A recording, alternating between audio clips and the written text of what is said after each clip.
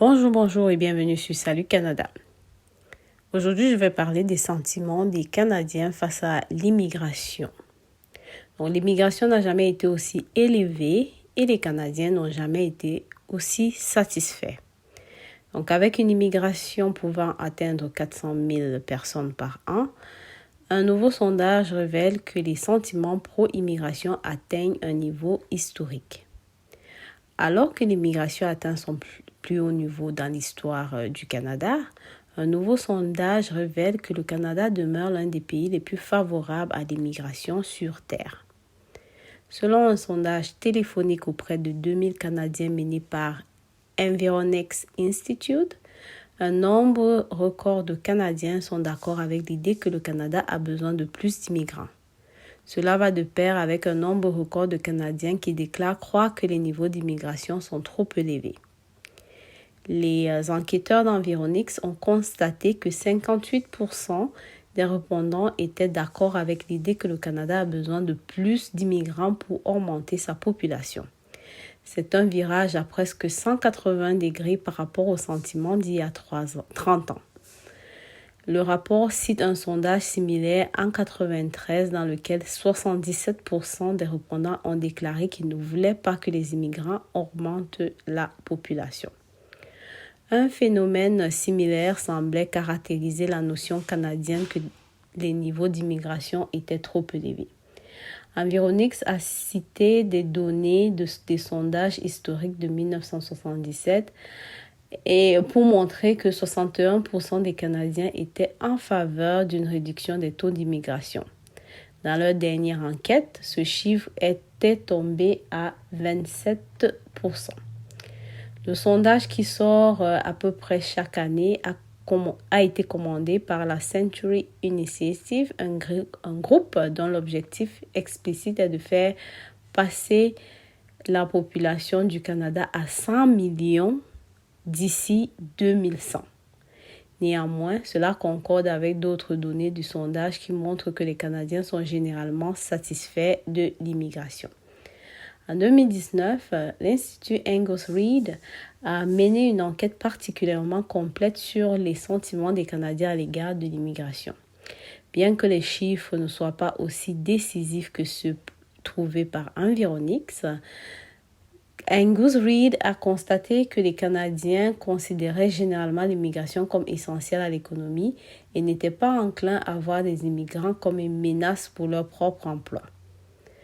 À propos de l'énoncé « La croissance économique du Canada est en péril sans immigration », 61% des répondants étaient d'accord. À propos de l'énoncé « Les nouveaux arrivants prennent trop d'emplois aux Canadiens », 71% ont exprimé leur désaccord. Cependant, Angus Reid a également constaté que la plupart des Canadiens interrogés ne pouvaient pas nommer le taux d'immigration du pays, ni même d'où viennent les immigrants canadiens. La plupart des répondants croyaient que le monde arabe était la plus importante source de nouveaux immigrants au Canada, alors que la plus grande source réelle est de loin l'Asie du Sud. Le sondage d'Economics sort juste au moment où le Canadien atteint des niveaux d'immigration jamais vus depuis le XXe siècle.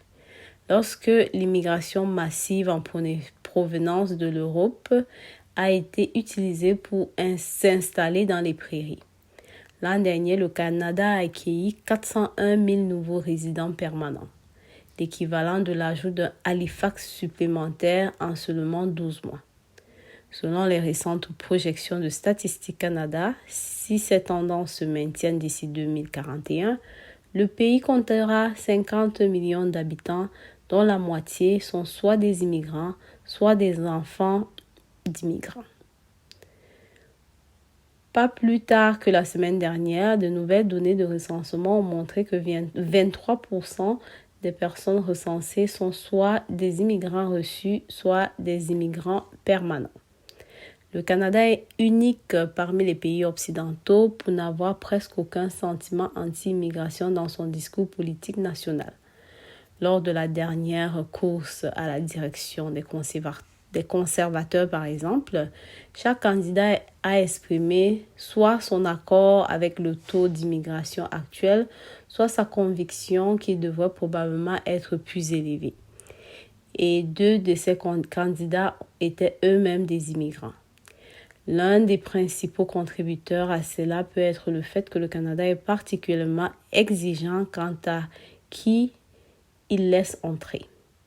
À partir de 1967, le Canada a été le pionnier du premier système d'immigration basé sur des points au monde, spécialement conçu pour prioriser les nouveaux arrivants en fonction de leur capacité à contribuer à l'économie et à s'intégrer à la société canadienne.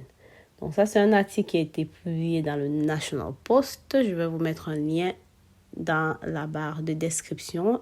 L'article est en anglais, donc j'ai juste traduit pour vous faire part de ce qu'il traduit, je veux dire.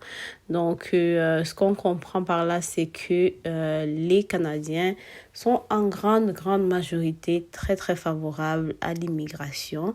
Donc n'hésitez pas à déposer vos candidatures, à postuler aux emplois, à déposer vos candidatures à travers tous les programmes d'immigration qui existent.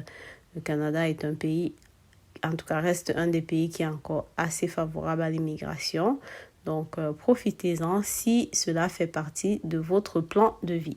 Sur ce, je vous souhaite bonne immigration et surtout bonne journée.